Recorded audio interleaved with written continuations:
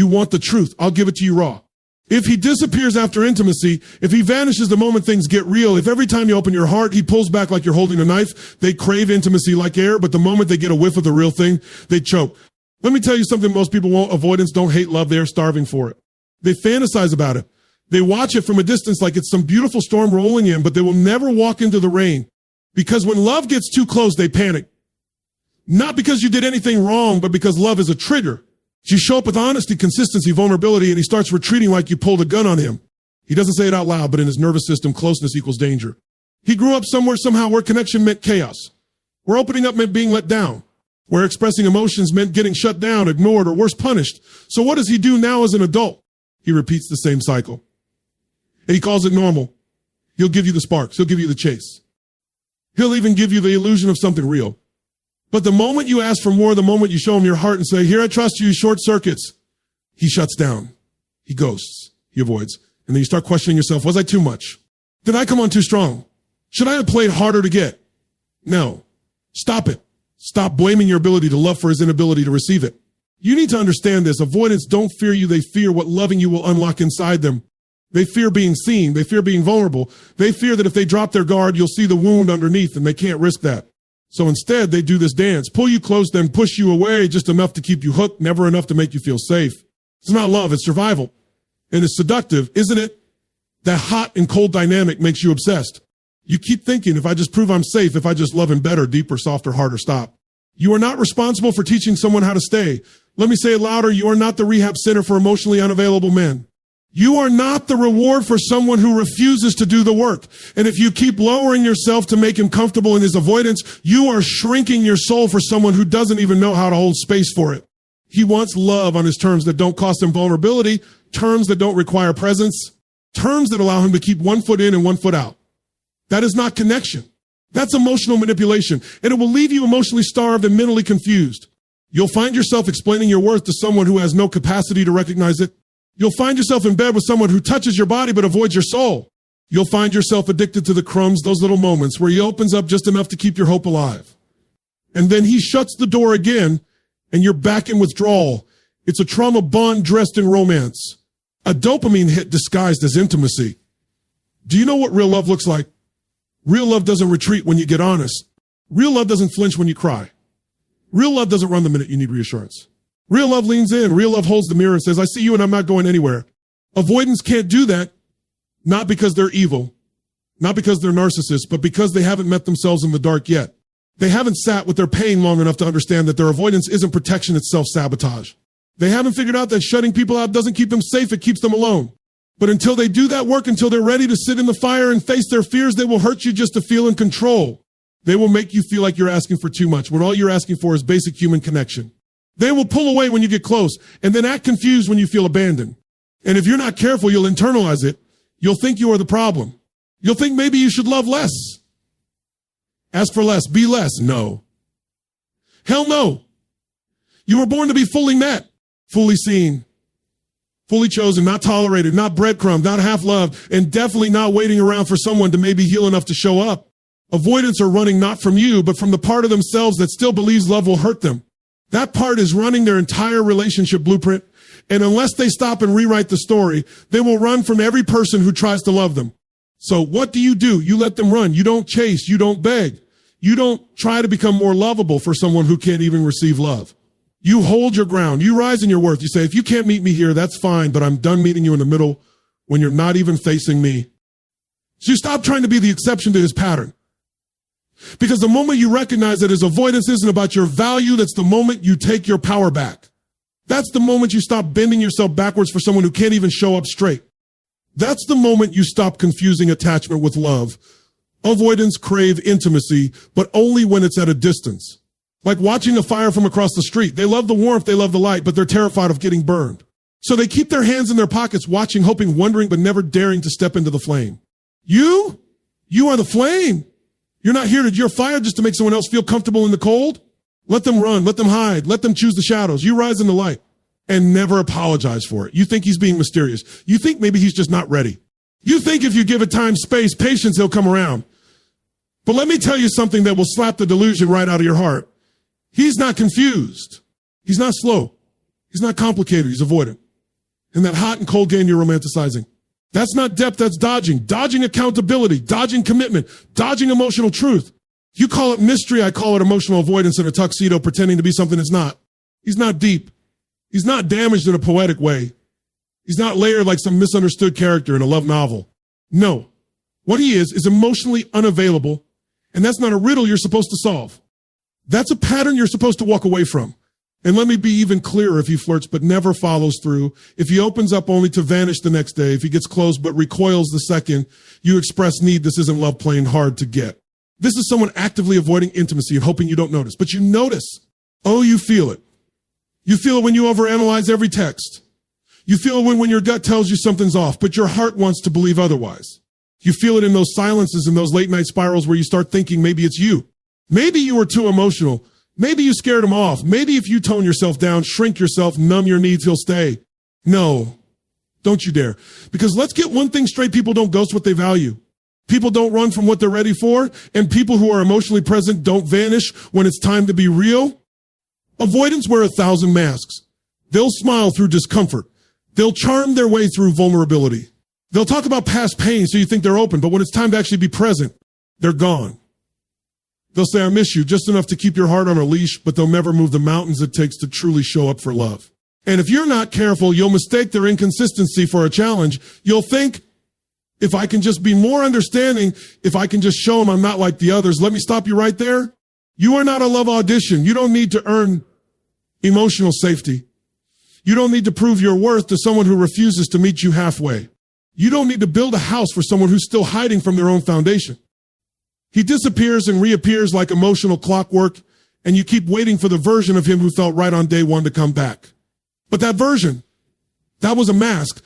That was the ideal self he presents when the connection is still light, casual, easy.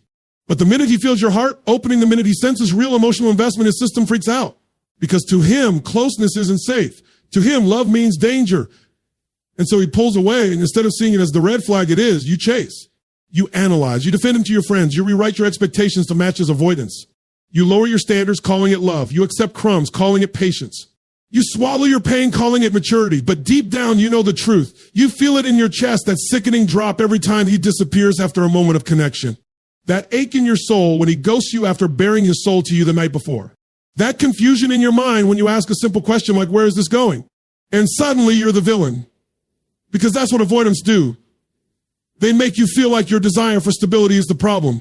Like your emotional needs are the reason they shut down. Like your love is somehow too much, too soon, too intense.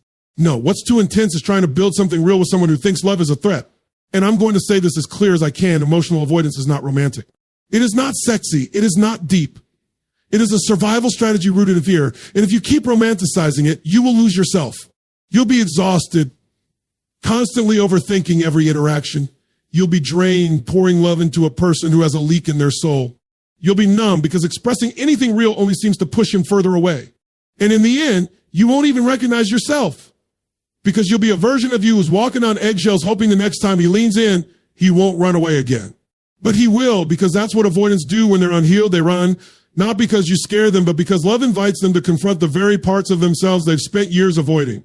And until they decide to face that pain, no amount of your love will make them stay. You are not the savior. You are not the exception. You are not the one who's going to finally be different for him. The only thing that changes an avoidant is when they finally choose to stop avoiding themselves. And don't get it twisted. They know what they're doing. Maybe not consciously, maybe not maliciously, but deep down, they know when they're pushing you away. They know when they're holding back. They know when they're playing safe, playing small, and playing you. And if they're not ready to take responsibility for that, then you need to be ready to take responsibility for your peace. Because this is your life. This is your heart. This is your nervous system. And if you keep trying to force a connection with someone who treats intimacy like poison, you will poison your own sense of worth. You'll forget what it feels like to be cherished. You'll forget what it feels like to be chosen. You'll forget what it feels like to be loved without having to beg for it. And that's not love. That's limbo. That's trauma disguised as passion. That's confusion disguised as chemistry. That's emotional starvation disguised as romantic thrill. Let him be distant. Let him avoid. Let him ghost. Let him live in that space where vulnerability feels like death, but you choose aliveness. You choose truth. You choose the kind of love that doesn't run when things get deep. The kind of love that meets you in the fire, not the kind that throws you in it and calls it growth. He's not mysterious. He's not confused. He's avoidant. And the moment you stop expiate behavior is the moment you finally room for the love you actually deserve. You keep thinking your love will be the one to change him. You keep holding on to this fantasy that if you love hard enough, stay long enough, prove yourself deeply enough, he'll wake up one day and realize she's the one. But let me burn the illusion to the ground. Your love cannot fix him. It doesn't matter how loyal you are, how nurturing you are, how patient you are. You will never be enough for a man who refuses to heal himself. You are not his mother. You are not his therapist. You are not his emotional crutch or his spiritual bandage. Stop handing CPR to someone who keeps pretending they can't breathe just to get your attention. He is not broken glass that you were born to walk barefoot over. He is a grown man making grown decisions. And if one of those decisions is to run from emotional intimacy, that is not your assignment to solve. That is a wound he needs to confront, not you. But here's what happens. He tells you he's been hurt. He tells you his ex was toxic. He tells you he's afraid of love, not ready, trying to work on himself. And suddenly you feel needed. You feel important. You feel like maybe you will be the one he finally softens for. You start loving him with all the intensity in your bones, believing that if you're just safe enough, soft enough, loyal enough, he'll stop running. But he won't. Because he's not running from you. He's running from himself. And your love, no matter how deep, cannot compete with his fear. You think you're showing him something different. You think you're creating safety. You think you're building trust, but what you're really doing, if you're not careful, is bleeding yourself dry trying to prove to a man who can't receive love that love exists. You're slowly killing your own spirit, waiting for him to come alive. And let me tell you something that might sting. He knows you love him. He knows. He sees your effort. He sees your care. He sees how hard you're trying. And he still runs, still disappears, still avoids. Because that's the point. His avoidance isn't about you not loving him right. It's about him not knowing what to do when love is real. He doesn't want to be healed, not yet. He wants to be held, but without responsibility. He wants connection without accountability. He wants the feeling of intimacy without the work of intimacy. So he gives you just enough to keep your heart tied to as a sweet text here, a vulnerable moment there, then disappears for days. And every time he comes back, your heart skips a beat, thinking this is it. This time he'll stay. But he doesn't. Because nothing changed, because you keep doing the healing for him and he keeps letting you. Let me say this straight. If you do all the emotional labor in a relationship, you are not a partner, you are a caregiver. And love is not a caregiving role. You are not supposed to carry his wounds like they're yours. You are not supposed to convince someone that you're safe. You are not supposed to feel exhausted by the very thing that's supposed to bring you peace.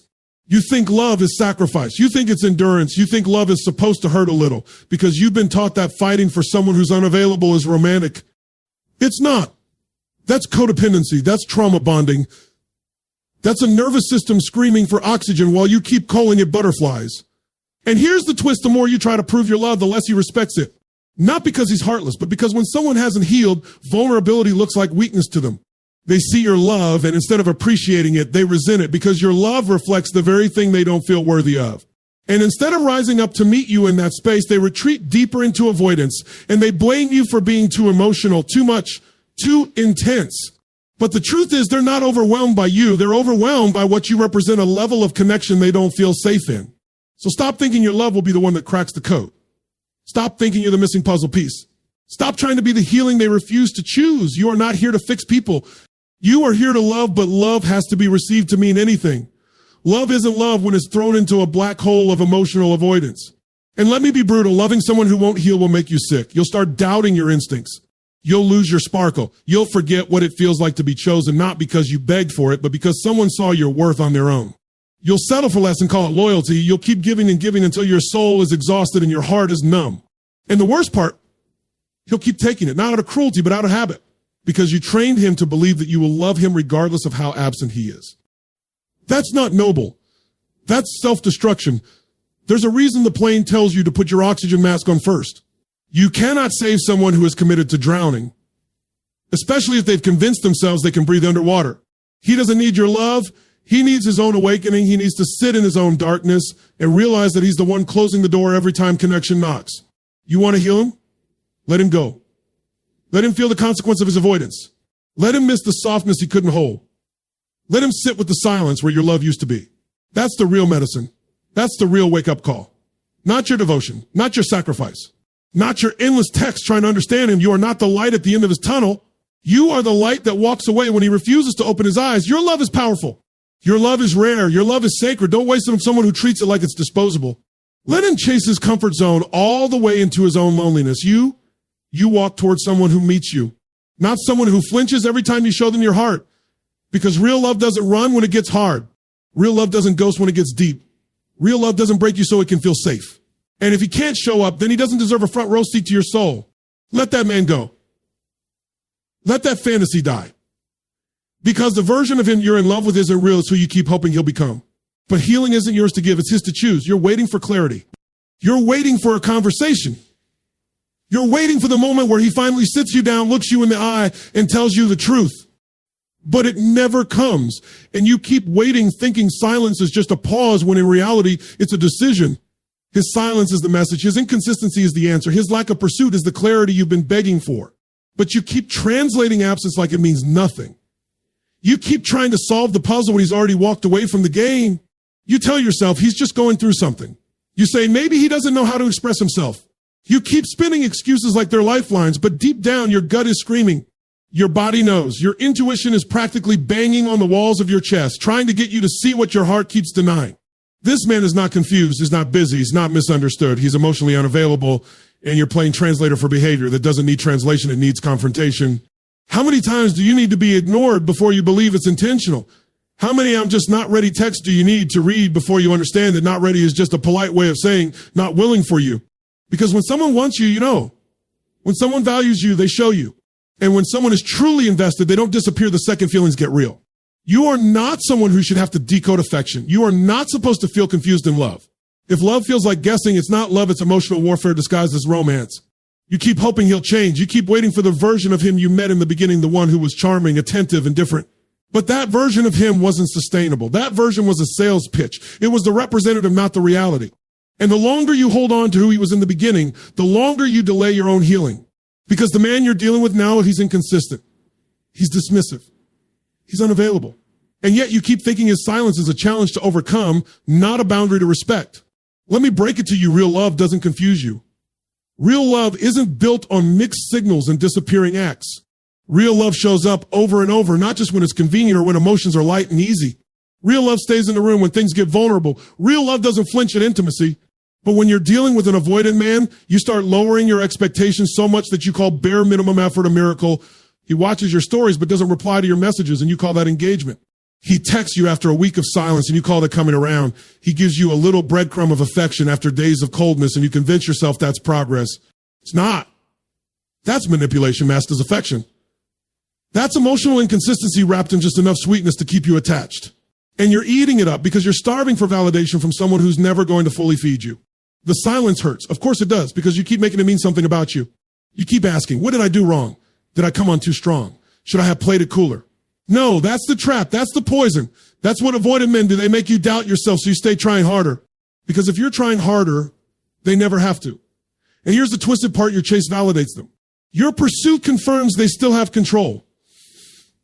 And as long as you're chasing, they don't have to confront the emptiness inside them that keeps them from committing. It's easier to keep you dangling than it is to face their own emotional walls. So they stay distant and you stay hopeful, and the entire relationship becomes a dance between your effort and their avoidance. You don't need more time. You don't need another sign. You don't need one more moment of pretending that maybe he just doesn't know what he wants. He knows.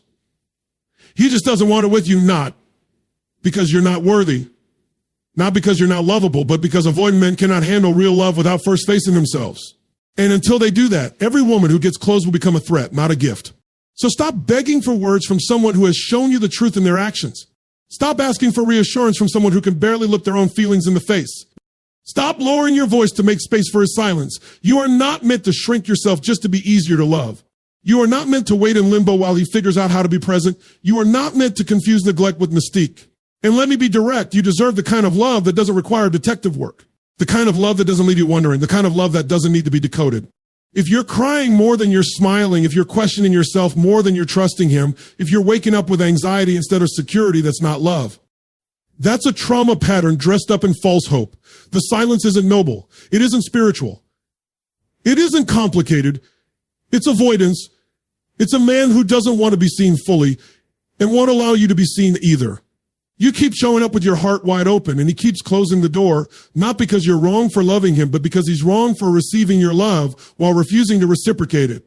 You're not asking for too much. You're just asking the wrong person. You deserve emotional safety. You deserve clarity. You deserve reciprocity. But most of all, you deserve to stop confusing emotional starvation with emotional depth. Just because the connection is intense doesn't mean it's healthy. Just because there are sparks doesn't mean there's fire. And just because someone is hard to get doesn't mean they're worth the effort. Stop reading between the lines. The message is already loud and clear in his silence, in his distance, in his inability to show up. And now it's time for you to be the one who chooses clarity over chaos, because his silence may have been the loudest message of all, but your decision to finally walk away. That will be the most powerful one. You keep hearing it from your friends. You keep reading it in books. You hear it on podcasts. They all say the same thing. He's just scared of how much he feels for you. That's why he runs. That's why he avoids. That's why he pulls back every time things start getting serious. And you believe it. You hold on to it like it's gospel, because if he's scared, it means he cares, right? If he's scared, it means he feels something deep. If he's scared, it means you're not crazy for sensing the connection. It's real, but he just doesn't know how to handle it. Let me burn this lie down to ashes right now. Fear is not an excuse to mistreat you. I don't care how afraid he is. I don't care what childhood wounds he carries. I don't care how emotionally complex his inner world is. You do not get to cause confusion, chaos, and pain in the name of being scared. Love does not flinch. Love does not run when things get deep. Love does not hide behind excuses when someone shows up with an open heart. He's not scared because he feels something powerful for you. He's scared because real intimacy requires accountability. It requires effort. It requires presence. It means taking off the mask, facing your own reflection in someone else's eyes and Noah's, and to stay even when it's uncomfortable. And that's what he can't handle. That's what he avoids. Not you, not the love, but the responsibility that comes with being loved. And here's what's brutal. His fear will make you feel like the villain. His fear will turn your care into pressure, your honesty into confrontation, your love into too much. He will start to treat your affection like an attack. The more you show up, the more he withdraws. The more you open up, the more he builds walls. And then you start believing you're the problem. You start dialing yourself down. You start walking on eggshells, speaking softer, asking for less, trying to love him in a way that won't trigger his fear. But fear-based love is not real love. It's survival. It's coping. It's dysfunction.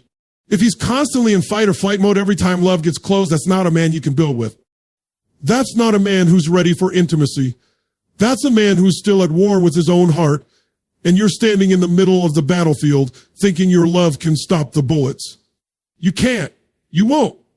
Because fear doesn't disappear just because you love someone hard enough. Fear has to be faced, not coddled. And if he's not doing the inner work to confront his avoidance, his trauma, his resistance to connection, then all he's doing is making you pay the price for a war that started long before you ever came into the picture. And here's the mind trick he plays. He gives you just enough vulnerability to keep you hooked. Just enough eye contact to make you feel seen. Just enough I miss you to keep you hoping. So you stay thinking it's progress. You stay thinking he's growing, but he's not. He's managing you. He's feeding you just enough emotion to make sure you don't leave, but never enough to actually move the relationship forward. And that's where you die slowly, spiritually, emotionally, energetically. You start fading in the name of a connection that only exists in fragments. And you keep defending him. You tell your friends he's just never felt this way before. You convince yourself this is hard for him. You become a damn emotional contortionist, bending and twisting yourself to keep this man comfortable because you think if you just love him a little more patiently, a little more gently, a little more quietly, he'll stop being scared. But he won't, because his fear is not your burden to carry. His fear is not your problem to solve. His fear is not your assignment to complete. Do you understand how damaging it is to keep shrinking yourself because a man is too afraid to grow? You keep thinking love will heal him, but here's the secret: love only works when it's met halfway. You can't pour your whole heart into a person who doesn't even bring a cup. You can't build a future with a man who won't even show up in the present. And you can't call it love if you're the only one bleeding for it. Fear is not romantic. Fear is not mysterious. Fear is not a sign of depth. It's a sign of immaturity. It's a sign of someone who never learned how to sit with discomfort, so they run from anything that requires growth. And you keep making excuses. You keep telling yourself he's worth the wait. That maybe if you hold on long enough, one day he'll wake up and realize how much he loves you. But he already knows. He knows you love him. He knows you're loyal. He knows you're showing up. That's not the issue. The issue is he doesn't want to match that energy. He doesn't want to stretch. He doesn't want to evolve. And instead of admitting that, he hides behind fear, hoping you'll keep making excuses for him so he doesn't have to take responsibility for how he shows up. You are not the emotional training ground for men who refuse to grow. You are not here to teach someone how to love you while bleeding from the wounds they caused. You are not supposed to keep proving your worth to someone who's still deciding whether or not to believe in love. Let me tell you something that will shake your soul awake. The man who is ready won't be scared. He won't be perfect. He won't be flawless, but he won't run. He won't ghost. He won't freeze. He will lean in even when it's hard. He will choose honesty over comfort. He will do the work because he knows that love without effort is just fantasy. But an avoidant man will always hide behind fear like it's a personality trait. He'll treat his emotional unavailability like it's noble, like he's protecting you. But what he's really doing is protecting himself from accountability. And the longer you stay in that story, the longer you delay your own liberation. You want to heal? Stop calling fear love. Stop calling distance depth. Stop calling inconsistency a complicated soul. He's not complicated. He's unavailable. And if you don't walk away, you'll keep lowering the bar until you forget what it feels like to be fully seen, fully chosen, fully loved. You are not his emotional rehab. You are not his safe haven if you won't even open the door. You are not meant to love someone into readiness. Love is not CPR. Love is a two-way mirror. And if you're the only one standing in the reflection, it's time to stop looking. You are loyal to the idea of potential. That's the trap. That's the lie that's kept you stuck. You're not in love with who he is. You're in love with who he could be, who he might become. You see glimpses, sparks, fragments of the man he could transform into if he just healed, if he just opened up, if he just stopped running. You've built an entire emotional fantasy around his potential, and that fantasy is keeping you in emotional prison. You've convinced yourself that staying is love, that waiting is loyalty, that enduring the coldness, the distance, the hot and cold cycle is a testament to how deeply you care. But no, it's not love, it's self-abandonment. It's emotional starvation. It's codependency wrapped in the language of patience. You keep giving chance after chance after chance, hoping the version of him you created in your head will show up in real life. But he doesn't, and he won't. Because you can't date potential. You can't build a life with a maybe. You can't invest your soul into someone who only gives you emotional IOUs that never cash out. Stop acting like potential is currency. It's not. What matters is what he does, not what he could do. Who he is now, not who he might become someday if all the stars align and he finally decides to show up. Because you're not in a relationship with his future self. You're in a relationship with his current self. The one who won't commit.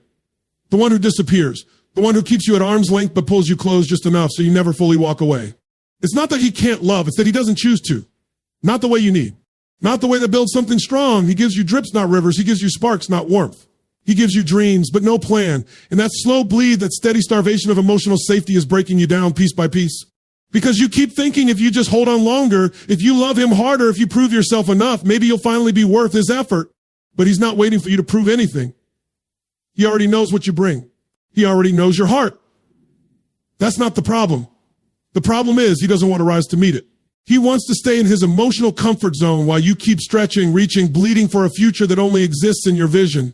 And that's what's killing you, the vision, the hope, the what if. You're addicted to the possibility of who he could be if only he'd stop avoiding love. And it's not your fault. That's how avoidant men trap you with flashes of potential. A deep conversation here, a vulnerable moment there. He'll open up just enough to hook you. He'll say just enough to keep the dream alive, but then he vanishes or shuts down. Or changes the subject, and you think, see, it's in there, he just needs time. No. What he needs is to take responsibility for his healing, for his emotional maturity, for his capacity to love. And if he's not doing that work, you're not in a relationship, you're in a fantasy that's costing you your peace. Stop confusing loyalty with self-destruction. Stop calling your suffering devotion. That's not strength, that's sacrifice. And you're not meant to be the sacrifice in your own love story. You're meant to be the centerpiece. You're meant to be chosen in full, not tolerated in pieces, not loved halfway. Not kept on hold while he decides if he's ready to show up. Potential doesn't keep you warm at night. Potential doesn't build trust. Potential doesn't make you feel safe. Actions do. Effort does. Commitment does. How many times are you going to repaint red flags into hope? How many times are you going to ignore your own needs because you're too busy managing his emotions, his triggers, his past? You are not his therapist. You are not his emotional rehab. You are not the architect of his transformation. If he becomes the man of your dreams after you leave, let that be your final proof. If ever about you not being enough was about him never being ready. And you don't get bonus points in life for staying the longest with someone who refuses to grow. You don't get trophies for staying in emotional survival mode. You don't get rewarded for betraying yourself in the name of potential. You just end up drained, bitter, resentful, questioning your worth, wondering why love always feels like a battlefield instead of a home. And that's because you've been trying to turn a construction site into a castle. He is not building with you. He is building on you, using your love as scaffolding to support his own dysfunction. And you've mistaken your suffering as proof of something sacred. It's not sacred. It's sad because you've been taught that enduring pain is the cost of getting chosen. But real love doesn't ask you to die for it. Real love meets you. It sees you. It says you don't have to prove anything to be held here.